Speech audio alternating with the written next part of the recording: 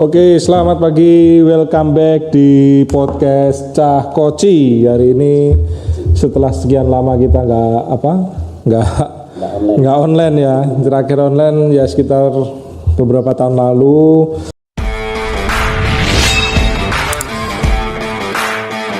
Hari ini kita mau ngobrol apa Mas Agus terkait tanaman hias nih.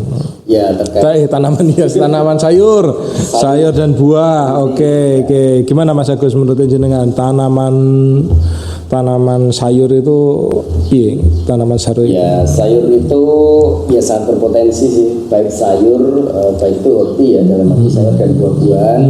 Tidak hanya di Kota Madiun, di seluruh Indonesia pun juga membutuhkan sayuran sama buah-buahan. Oke. Ya berarti suatu komoditas yang memang benar-benar prioritas untuk Maem ya. Oke. Terus ini Mas, ini kan kita juga lihat ya di sini tuh Madiun itu kan kita lihat pertaniannya juga lumayan kecil ya.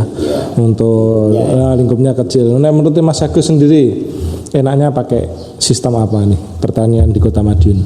Kalau melihat dari kondisi lingkungan yang keterbatasannya, terbatas, aslinya potensi untuk kita menerapkan model tanaman vertikultur. Vertikultur itu vertikal. Iya. Tujuannya apa? Lokasi sempit pun kita bisa mendapatkan banyak tanaman. Tidak harus pakai air loh ya. Pakai tanah pun juga bisa. Oh gitu. Jadi paralon itu kita lubangi, terus kalau mau pakai tanah ya tinggal diisi media dalam arti tanah itu kita tanam. Berarti lebih ke arah ke urban farming kali ya, urban farming. Melihat keluasannya dari Oke. Ya makanya kemarin tuh kan juga lihat ya jalan-jalan ke tempat P2L, tempat ini. Oh ya, barangkali teman-teman belum ada yang tahu P2L itu singkatan dari Pekarangan Pangan Lestari, di mana pengelolanya itu adalah masyarakat Kota Madiun sendiri, di mana masyarakat itu memiliki suatu pekarangan. Mereka berkelompok mengoptimalisasikan pekarangan yang ada untuk ditanami sayur yang produktif ya, seperti itu. Jadi memang tak lihat ya Mas yo. Jadi kayak tanaman dari di P2L itu kan kebanyakan tanaman sayur. Kenapa? Ketika saya tanya ke teman-teman P2L itu ternyata ya untuk konsumsi sendiri saja, karena kan daripada harus ke pasar. Tapi memang kelemahannya karena kan kita banyak yang dari kota aja, dari kota. Jadi ya terkait pertanian itu yang penting tanaman disirami toh. Nah, sebenarnya tanaman ini sebenarnya butuhnya apa sih Mas? Kan kita lihat kan kayak manusia kan butuh 4 sehat 5 miliar lah, 4 sehat 5 sempurna lah ya, seperti itu. Nah, kalau tanaman itu apakah juga butuh seperti itulah menurut Mas Agus sendiri? Jadi untuk tanaman itu sama seperti manusia, jadi membutuhkan asupan makanan juga ya. Oh gitu ya. Kalau disirami saja ya sama kayak manusia hanya minum air. Gelonggong berarti ya. Oh ya, ngomong-ngomong air Mas, ini saya punya. Ini ada air nih. Ini air dari asli, air dari produk Kota Madiun, namanya Ngrowo Ae. Jadi rasanya seger sekali. Ini di Kota Madiun sing sekirane ndak punya jerigen air atau ndak punya tandon wis langsung ae ambil Ngrowo Ae ya. Coba Mas kita icip dulu. Yang Ngrowo Ae itu seger apa enggak? Bismillah.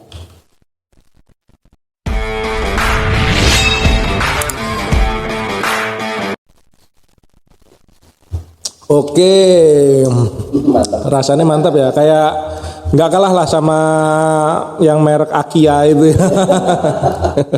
Oke, merek Akia itu. Oke, ini ingat ya teman-teman ya, Ngrowo Ae, produk asli dari Kota Madiun ini. Ya belinya di Ngrowo. Oke, seperti tanaman juga, kita juga butuh air minum, juga butuh nutrisi. Nah, kembali lagi, nutrisi yang dibutuhkan tanaman itu apa saja Mas? Kira-kira yang sekiranya dia bisa mempercepat tumbuh, mempercepat berbanyak batang, anakan, buah dan lain-lain itu seperti apa kira-kira? Jadi tanaman itu membutuhkan nutrisi dibagi menjadi dua ya, unsur makro atau nutrisi prioritas sama unsur mikro. Ini kayak ekonomi makro mikro atau bukan atau beda lagi Mas? Beda lagi ya? Oke. Oke, untuk makro tanaman itu membutuhkan NPK. Ya, apa itu NPK? N itu nitrogen, P-nya adalah fosfat, K-nya adalah kalium. Oke, berarti kayak apa? Kalau N itu ya macam duitnya, P-nya itu berarti makanan, rumah. Berarti macam NPK itu kayak kalau sandang pangan papan lah ya. Oke, sandang pangan papannya. Oke. Dan di NPK ini pun juga dispesifikan. Jadi nitrogen ini berfungsi sebagai fase pertumbuhan. Fase pertumbuhan itu seperti apa Mas? Jadi kalau mungkin kita tanam sayur dari kecil itu biar modot, dalam arti biar tinggi, biar pertumbuhannya optimal.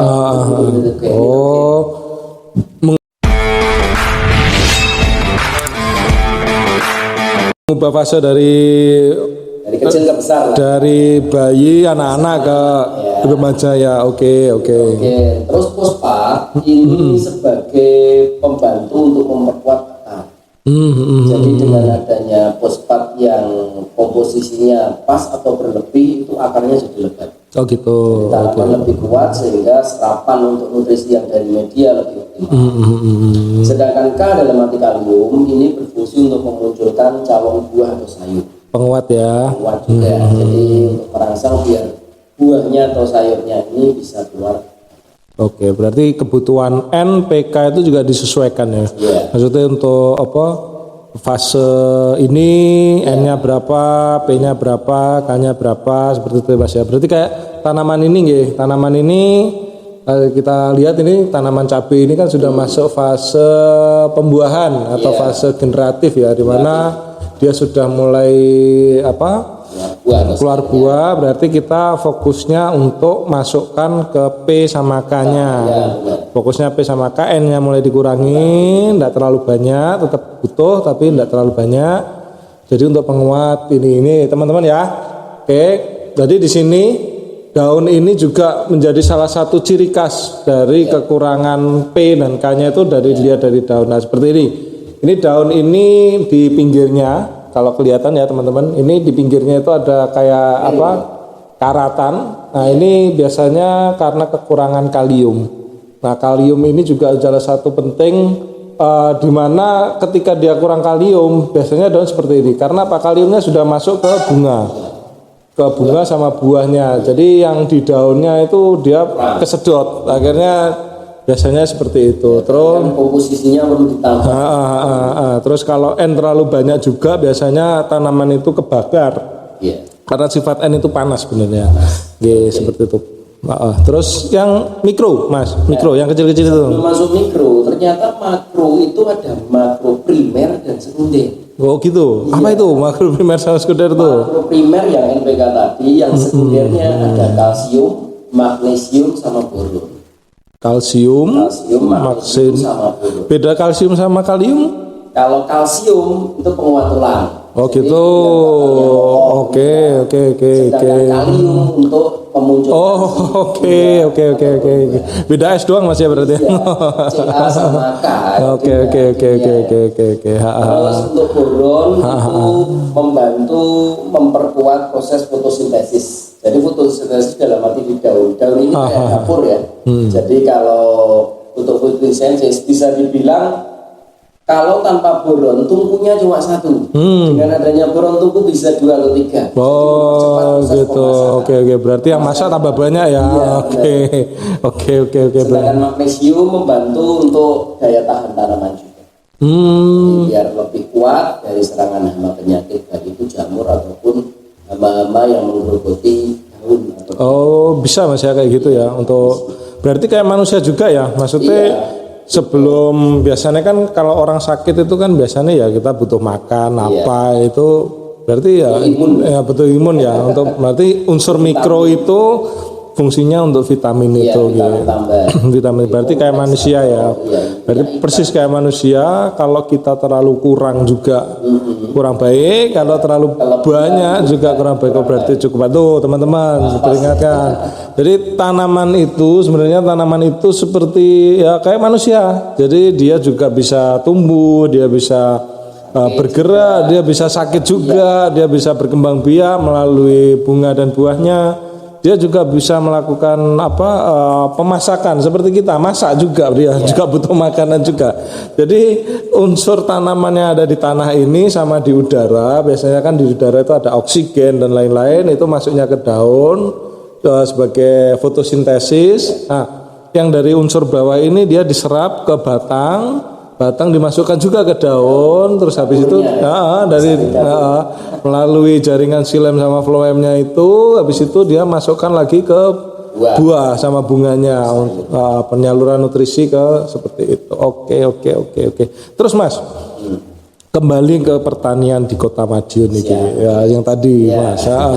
Kira-kira selain sayur yang cocok apa sih? Kalau boleh saya, maksudnya menurut Mas Agus, sayur yang cocok di Kota Madiun iklim, karena kan nggak semua tanaman itu sesuai ya iklimnya, kayak ada dia butuh panas, dia butuh dingin, atau dia butuh apa. Nah di Kota Madiun ini kan MDPL-nya agak rendah ya. MDPL itu Mas Denny panen bukan, MDPL itu bukan Mas Denny panen lempung ya, bukan, tapi permukaan dari ketinggian dari laut itu dengan kondisi yang di sini kan otomatis Kota Madiun itu kan panas sekali ya.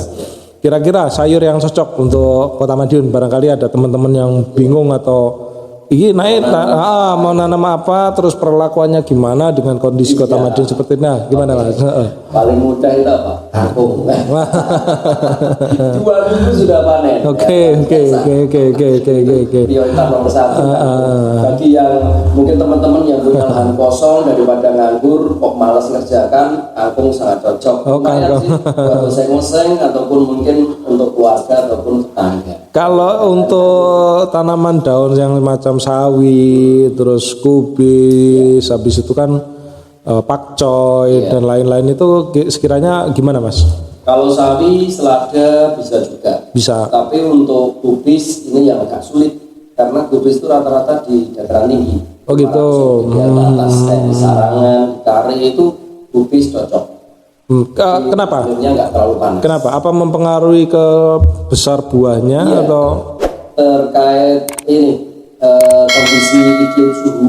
Kalau suhunya terlalu panas, mekarnya si buah. Telurnya itu ya, kubis itu kecil ya. Oke. Apalagi kayak wortel juga butuh tempat yang dingin ya. Terus kentang juga gitu membutuhkan tempat yang dingin. Jadi kalau Kota Madiun ini sawi, selada, terus kangkung tadi. Berarti sayuran hijau ya kebanyakan ya, sayur hijau bagus. Kalau ini Mas, kalau seumpamanya perlakuannya kan kita kan di pekarangan itu kan biasanya los-losan ya, nggak ada tutupe, nggak ada apa, itu gimana Mas biasanya? Kan kadang cuaca Madiun ya kayak seperti inilah, kadang mendung, terus tahu-tahu hujan, tapi lebih banyak panasnya, kan itu juga jadi salah satu sumber penyakit ya. Kalau terlalu banyak panas, banyak ulat sama banyak inseknya, terus ketika kita terlalu lembab itu juga terlalu banyak jamur. Nah itu NIB perlakuannya. Kalau penanganan saya pribadi menyarankan menggunakan metode organik. Organik. Gimana itu Mas? Kenapa sih organik? Karena dampaknya baik ke lingkungan ataupun ke keluarga lebih aman. Contoh misalkan kalau kena mungkin teman-teman tahu yang namanya putih-putih itu. Ya, kutu-kebul, cabuh. Itu kalau kita pakai kimia, memang sih saat ini kita spray dia mati. Cuma yang jadi masalah ketika dispray anginnya menghadap ke kita nggak tahu. Saat itu nggak terasa. Ternyata ketika kita hirup itu menjadi racun untuk kita. Nah ini yang jadi masalah. Makanya saya pribadi menyarankan kalau teman-teman memakai pupuk kimia, dalam arti insektisida kimia, pastikan pakai APD. Salah satunya masker. Itu khawatirnya angin ke kita. Satu itu, yang kedua, ketika maaf ya contoh, ini misalkan botol dari insek kimia tadi, naruhnya sembarangan. Ada mungkin anak kita atau mungkin Mbak Uti, Mbak Akung punya cucu misalkan. Atau ternak kali ya, ternak kita ya. Iya, kepegang dikira mainan, nah jadi masalah juga. Oh gitu. Berbeda jika insek yang kita punya adalah nabati atau organik, masih kondisinya aman. Kita spray kena kita pun dampaknya nggak terlalu. Oke. Nah, itu terkait insek. Pupuk pun juga gitu. Saya pribadi juga menyarankan kalau bisa malah mengolah pupuk sendiri. Dari sisa-sisa dapur itu bisa kita cacah kecil semua, kita fermentasi. Kalau mungkin nggak bisa fermentasi dalam arti belum ngerti ilmunya, bisa main ke dinas pertanian. Oke, silakan. Kita nanti belajar bareng ya. Kita nanti belajar bareng terkait pembuatan pupuk ya, pupuk organik sama insek organik. Jadi ini sekilas info aja teman-teman. Jadi pembuatan insek organik itu sebenarnya gampang sih. Sebenarnya gampang karena kan kita sering kali kan masak ya, setiap hari masak di dapur, masak itu kita pasti menggunakan bawang. Nah, bawang merah sama bawang putih itu kan oke lah kita ambil untuk masak, untuk buahnya itu kita ambil, tapi untuk kulitnya kan biasanya dibuang kan Mas ya. Nah, itu kalau bisa kulitnya disimpan aja. Jadi kulitnya disimpan, dimasukkan ke botolnya segini aja, satu literan, air mineral yang 1,5 ini dimasukkan, habis itu dicampur air, habis itu diendapkan aja, diendapkan kurang lebih sekitar ya 2 hari aja, 2 hari sampai warnanya itu dia agak kecoklatan atau gimana, itu nanti diambil disemprotkan itu bisa, itu yang pakai bawang Mas ya. Itu pakai bawang. Yang keduanya pakai tembakau. Tembakau mungkin ada teman-teman atau bapak-bapaknya atau lagi ngumpul cangkruk seperti di pos kampling, daripada nganggur, tegesannya diambil baik. Tegesan udes itu diambil juga sama, dimasukkan ke sini, dimasukkan ke 1 liter air ini, terus nanti langsung disemprotkan tuh enggak masalah ya Mas ya, enggak masalah. Itu lebih aman daripada kita pakai yang ini. Sama pakai ini juga Mas. Saya kemarin pernah nyoba pakai air beras, air cucian beras itu juga bagus ternyata. Jadi dia unsur N-nya juga cukup, unsur kaliumnya juga ada. Jadi di situ air cucian beras yang pertama kali ya Mas ya. Pertama itu kita cuci bersih sampai putih, kita masukkan sini. Itu enaknya ditambahi E4 nggak Mas? E4 atau fermentasi gula atau micin atau seperti itu? Ya, jadi ini adalah contoh pembuatan pupuk organik ya, dari air leri, terus molase, tetes tebu, plus terus ini juga E4 juga ada, dan saya tambahkan juga ini saya beli online ya, online dalam arti saat ini jarang diketahui juga. Di sini terdapat 9 mikroba. Oh, ada 9 mikrobanya. Mikrobanya luar biasa. Ada mycorrhiza, trichoderma, ada lactobacillus, terus ada rhizobium sebagai pengikat nitrogen juga. Iya. Ini kita kembangkan di sini, didiamkan sekitar 2 minggu. Ini udah luar biasa. Jadi 1:10 kan. Kalau kita pakai 1 liter berarti ini 100 ml. Oh, irit ya. Siramkan ke tanaman, alhamdulillah tanaman bisa. Berapa ini Mas jedanya, berapa dari siram pertama ke siram berikutnya? 1 minggu ya, 1 minggu sekali lah ya. Oke, 1 minggu sekali cukup. Kalau kita kasih micin itu ya Ajinomoto Namiwon, ataupun kita tambahi dengan telur kuning sama putihnya, itu menjadi perangsang bunga. Oh gitu. Jadi kita praktekkan ya di jambu. Apokat kemarin sudah, cuma karena bunga pertama rontok ya, kita trial lagi. Terus ke anggur juga bagus. Oh gitu. Berarti telur itu, telur itu secangkangnya enggak? Enggak, cangkangnya kita buang. Kita ambil telur. Oh, karena kemarin saya juga sempat cari googling itu. Cangkang telur itu juga ada unsur kalsiumnya. Itu dia dilembutkan dulu, setelah dilembutkan tetap diperam juga, diperam sini, habis itu sarinya yang kita pakai seperti itu. Oke. Sementara kemarin saya praktekkan tanpa cangkang. Tanpa cangkang. Kalau cangkang itu biar kalsiumnya keluar, bisa kita kasih cuka. Oh cuka makanan itu biasanya. Cuka biasa. Gitu ya. Jangan cuka apel ya teman-teman. Cuka apel nanti. Apalagi cuka nanas. Ya. Jangan. Oke. Mas, kalau seumpama gini Mas, kayak apa namanya, kayak molase ya tadi. Molase mungkin teman-teman bingung kali ya, molase tetes tebu nyarinya di mana, apa masuk ke pabrik gula di sini apa ketika ada truk tebu lewat di kalau kan saya dulu kan kayak gitu kan, ditarik itu kan agak susah kan. Agak susah kalau seumpama si tetes ini diganti sama gula biasa, gula yang dilarutkan atau gula merah yang dilarutkan air terus dimasukkan, itu apakah sama atau gimana? Iya, bisa juga. Jadi bisa juga gula pasir bisa, gula batu bisa, gula merah juga bisa. Oh bisa. Kan gula merah sama gula pasir. Oh gitu, kenapa Gula batu juga bisa sih. Cuma tingkat kandungan glukosa karbohidratnya untuk mikroorganismenya lebih tinggi. Makanya molase itu gulanya masih gula mentah lah istilahnya.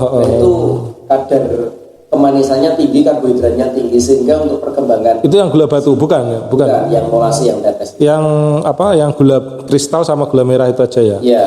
Berarti gula batu enggak karena dia batu, nggak bisa diomongin angel diomongin angel, makanya batu dia. Oke.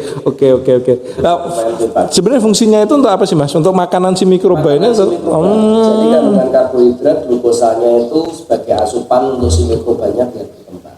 Oke, seperti itu. Dan dia berkembang lebih banyak sehingga potensi kepadatan mikroba di sini lebih tinggi.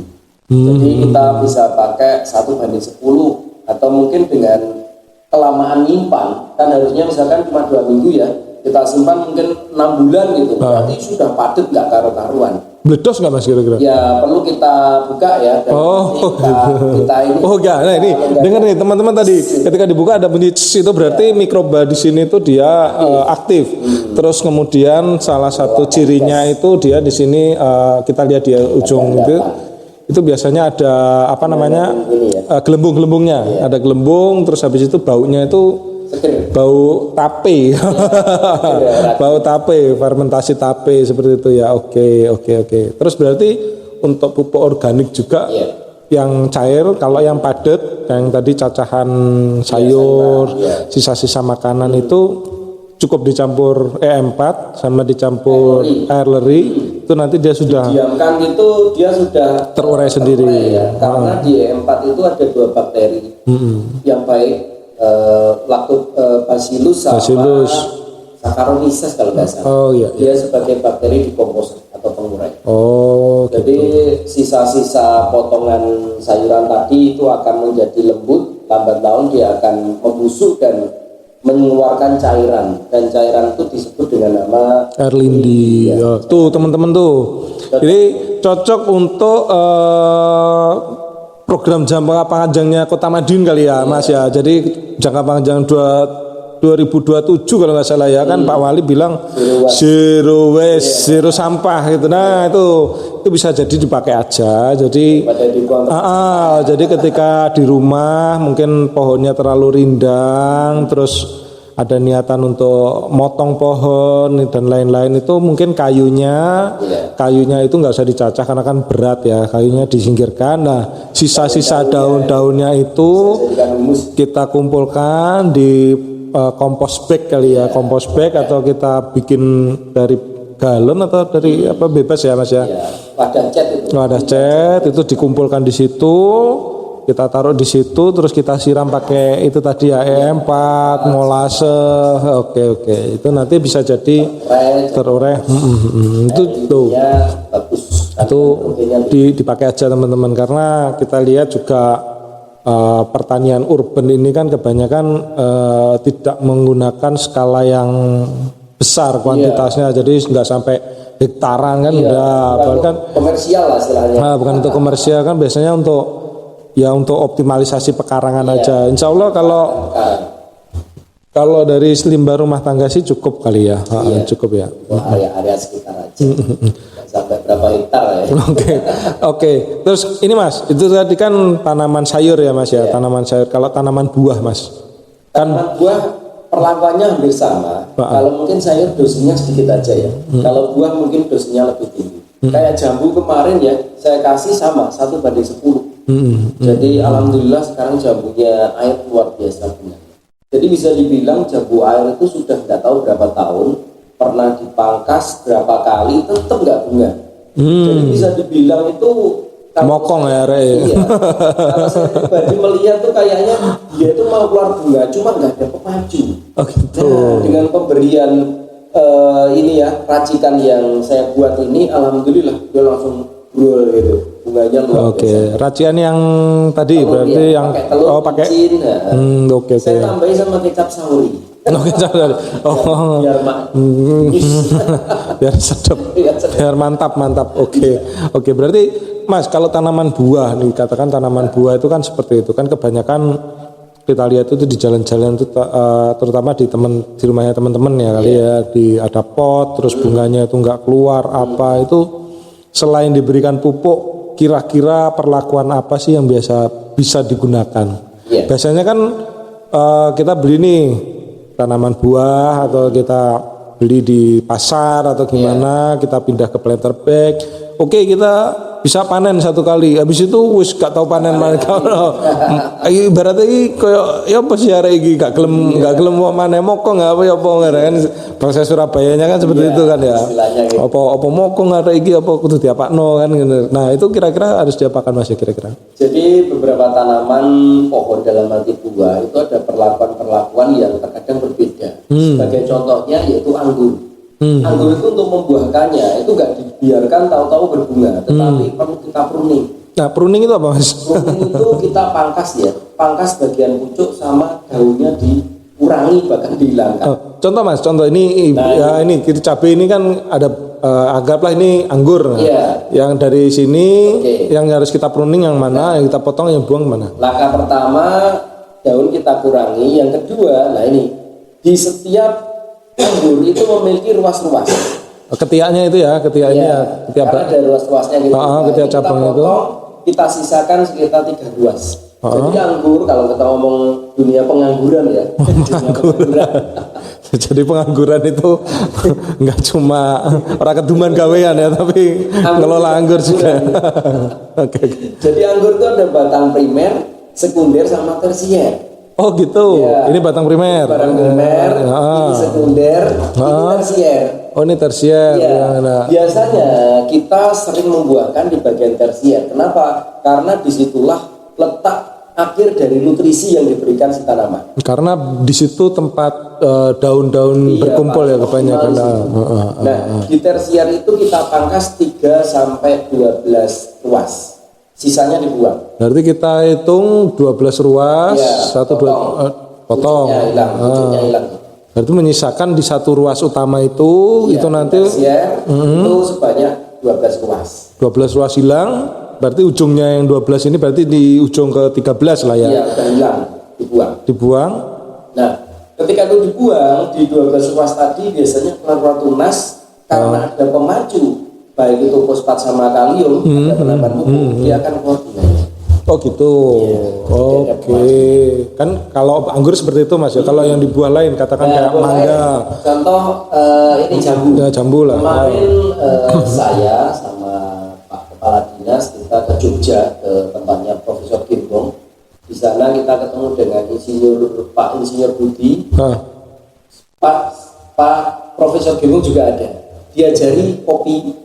Jadi kopi terus apokat terus jambu. Itu metodenya adalah pruning, potong bagian pucuk. Jadi pucuknya dipotong. Setelah pucuk dipotong, daun dikurangi. Perlakuan kayak gitu. Tapi kalau kopi berbeda. Kopi itu pucuk didiamkan, 2 daun disisakan, belakang daun berikutnya dibersihkan. Oh gitu. Metodenya kayak gitu. Dan Profesor Gimbong sudah bertahun-tahun ya mempraktekkan itu dalam arti melakukan penelitian. Dan dampaknya luar biasa. Dengan penambahan pupuk pemacu baik itu kalium sama fosfat ya, dampaknya dia akan mengeluarkan. Dan itu sudah dipraktekkan beliau. Sebenarnya kan istilah pruning itu kan menutup gang Mas ya. Iya. Menutup gang ya. Oke. Jadi kayak di Pernas 2 nih kan pakai gangnya kan. Bingung kan nutrisinya lari kemana-mana, gangnya ditutup. Jadi dia fokusnya jadi gitu teman-teman. Kalau seumpamanya teman-teman punya tanaman buah atau yang besar atau yang kecil, biasanya tanaman buah sih yang seperti itu. banyak cabangnya itu cabang dikurangi. Ya. Jadi fungsinya cabang dikurangi itu adalah supaya nutrisi itu nggak belok kemana-mana. Kita menyebutnya biasanya cabang air. Ya. Jadi cabang itu cuma makan nutrisi tapi dia tidak bisa produksi. Nggak ada manfaatnya. Nggak ada manfaatnya, benar. Jadi kita potong di situ, kita ngurangi daun-daun yang tidak sekiranya sudah daun tua itu dikurangi. Jadi nutrisi itu fokusnya ke cabang yang tersier yang benar-benar kita butuhkan, yang memang kita fokuskan untuk di buah. Bener sih, kalau di Situbondo dulu saya pernah ke Situbondo itu di kebun mangga mas. Kebun mangga itu luasnya hampir 1000 hektar kalau nggak salah. Itu setiap panen dia kan mangga itu buah tahunan ya, satu tahun kan satu kali dia cuma di bulan Agustus biasanya kayak seperti ini. Nah, kan banyak kan di jalan-jalan itu banyak bunga itu kan, banyak bunga biasanya di situ. Nah, setelah dia itu panen di bulan di bulan 10 biasanya, di bulan 10 11 itu dia panen. Setelah panen itu biasanya dia langsung pruning mas. Dia langsung pruning, dia tambahkan nutrisi. Kalau di skala kebun produksi seperti itu kan besar nih ya. Biasanya dia pakai kimia. Dia pakai paklobutrazol. Biasanya ada zat namanya paklobutrazol. Dia pemacu situ. Sama tidak lupa pupuk NPK-nya juga dosisnya besar sekali supaya berbanyak. Fungsinya sebenarnya gini mas. Kalau menurut saya ya zat pemacu itu kan ya seperti doping lah doping ya. Kalau doping kita itu terlalu banyak kita juga lemes. Kalau nggak ada makan juga harus kita butuh. Nah, makanya ketika di pohon mangga yang di Situbondo itu setelah itu dia bulan 4 itu dia bisa panen lagi. Bahkan panen di bulan 4 dia ngejar di bulan 4. Jadi bulan 8, 10, 12 itu udah bisa bunga lagi. Bunga 10 12 bulan 1 2 itu dia sudah mulai bunga. Bulan 4 dia panen nanti pruning lagi. Proses gitu terus saja. Jadi sampai 2 kali panen. Nah, seperti itu. Tapi itu don't try this at home. Oke. Karena karena itu memang benar-benar apa ya mas ya. Jadi dopingnya benar-benar dia memang mengejar untuk komersil kan ya, untuk menjual. Kalau kita targetnya rumahan ya kita nikmati saja lah, biar tanaman kita itu pakai organik aja lah teman-teman. Jadi di Kota Madiun ini kita manfaatkan lah limbah-limbah yang ada, sampah-sampah yang ada. Kemarin katanya Mas Agus juga nyoba air lindi di TPA ya. Itu gimana Mas hasilnya? Jadi gini ya teman-teman, kita riset juga di Dinas Pertanian terkait air lindi dari TPA Winono. Dan alhamdulillah hasilnya luar biasa. Jadi 2023 itu Dinas Lingkungan Hidup Kota Madiun sudah melakukan pengecekan uji klinis terkait kandungan lindi ini apa saja. Nah, di pengecekan tersebut terbaca bahwa kandungan nitrogen yang harusnya cuma 60 ya standarnya SNI hanya untuk pencemaran limbah, ternyata itu muncul 160. Hampir 3 kali lipat ya. 3 kali lipat lebih. Hampir 3 kali lipat. Hampir 3 kali lipat. Hampir 3 kali lipat. Dampaknya apa? Ya jelas, kalau ke tanaman luar biasa bagus. Kemarin kita uji coba ke semangka sama ke labu dalam arti waluh, itu daunnya hijau, tebal dan besar-besar. Cuma mohon maaf, ketika itu fase vegetatif ya, fase pertumbuhan. Ketika fase generatif, rontok. Jadi bunganya mesti rontok. Berarti karena N itu tadi NA itu dan kebutuhan fosfat sama kaliumnya yang kurang. Berarti benar kan? Maksudnya N itu ketika sudah masuk fase generatif atau fase produktif itu segera turunkan, karena kalau enggak dia pasti akan si tanaman itu mikir lagi vitamin untuk untuk tumbuh aja, nggak ada untuk buat untuk bunga nggak ada. Oke. Jadi memang benar ya, lindi itu. Jadi teman-teman nggak usah khawatir. Lindi itu kalau seumpamanya bau apa itu biasanya karena bakterinya aja, bakteri kumannya aja. Kalau memang nggak pengen bau biasanya dikasih E4. Karena waktu itu saya pernah kunjungan di P2L Limolasan kalau nggak salah. Limolasan itu Harjomulyo. Itu salah satu anggotanya itu bikin seperti itu, iseng bikin terus nyoba-nyoba dari YouTube lah. Dari YouTube karena penasaran kan namanya. Tapi saya apresiasi karena waktu itu anggotanya sudah pensiun, sudah sepuh, tapi masih aktif lah seperti itu, produktif sekali sampai sekarang masih ada. Monggo dimain aja ke P2L terdekat di tempat-tempat teman-teman semuanya. Nanti itu banyak ilmu pertaniannya juga kok. Nah itu beliau itu awalnya penasaran. Terus ketika saya main ke sana itu beliau tanya, Mas ini kok baunya nggak enak kayak bau sampah, busuk apa dan sampai dia keluar belatung dan lain-lain itu. Terus saya tanya, Pak ini apa cuma di polosan dikasih ini aja gitu atau nggak dikasih apa, enggak. Jadi habis dari sampah kita langsung ditumpuk gitu. Oh, nggih. Coba gini aja Pak, ini biasanya karena kuman sama bakteri yang ada di bakteri burung, amoniaknya. Jadi bakteri yang mati, kuman-kuman yang mati itu yang bikin baunya itu kurang sedap. Akhirnya kemarin saya coba, Mas, Pak, ini coba dikasih apa namanya E4 sama dikasih apa namanya larutan gula. Jadi larutan gula nggak usah banyak-banyak, mungkin gula 1 sendok dikasihkan segelas ya, terus diaduk, habis itu dicampur molase campur E4 dicampur situ, nanti dicek 2 minggu dari sekarang hasilnya seperti apa. Terus akhirnya saya main ke sana lagi dan bilang beliaunya ternyata nggak bau Mas, malah enak baunya bau tape gitu. Bener berarti jadi teman-teman nggak usah khawatir, ini di Dinas Pertanian juga kita ngasih ilmu terkait pengelolaan limbah di sampah organik terutama. Tuh monggo kalau mau kesini aja. Kita juga ada program anak-anak teman-teman SD, SD, TK ya, aku dikasih juga ya Mas ya. Oke, aku net lah.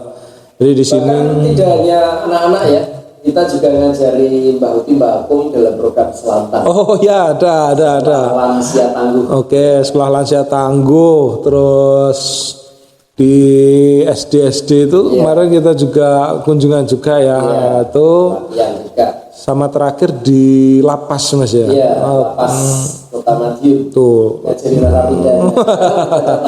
Jadi alhamdulillah antusiasnya luar biasa. Jadi ada semangat, harapan kalau bebas dalam arti sudah jadwalnya bebas, dia ingin bercocok tanam. Ada harapan positif lah ya, ada positif untuk bisa produktivitasnya itu bisa bermanfaat lah di dunia pertanian. Ternyata memang benar sih Mas, dunia pertanian itu memang kelihatannya sepele orang itu kan sepele gur tandur sirami gitu, tapi ternyata nggak seperti itu kan. Ada kayak unsur tadi kita harus tahu gimana dan lain-lain, ada ilmunya. Nah, tapi ya kita juga penting juga ya, ketahanan pangan itu juga penting. Coba kita oke lah, kalau kita ibarat kata kita perang nih ya, senjata kita lengkap ya kan, senjata lengkap. Makanan sama aja. Oke. Jadi kalau istilahnya logika tanpa logistik itu nggak jalan. Nah, jadi logika kita itu harus berjalan ketika ada logistik. Nah, logistiknya apa? Makanan ya itu kan. Nah, bagaimana cara kita mengelola makanan yang kita makan ini supaya kita bisa manfaat ke tubuh kita sendiri juga, ke lingkungan juga. Saya juga apresiasi sih, seneng sih sebenarnya dengan adanya program ketahanan pangan ini. Jadi banyak ada dampak positifnya. Jadi di lingkungan RT sekarang itu sudah mulai jarang untuk menanam tanaman hias, itu jarang. Jadi ya masih banyak, cuman ketika ada sisa lahan seperti itu dioptimalkan ke tanaman sayur, baik sayur yang buah ataupun sayur yang daun seperti itu. Oke. Kangkung, sawi. Yang panen cepat. Oke. Jadi mungkin sekian Mas, udah lama Mas Admin ini tadi. Udah cukup lama ya, oke. Nanti kita sambung lain waktu. Kita ngobrol-ngobrol cara pembuatan pupuk organik. Oke. Kemarin kita juga ada pelatihan itu ya dari PNSP.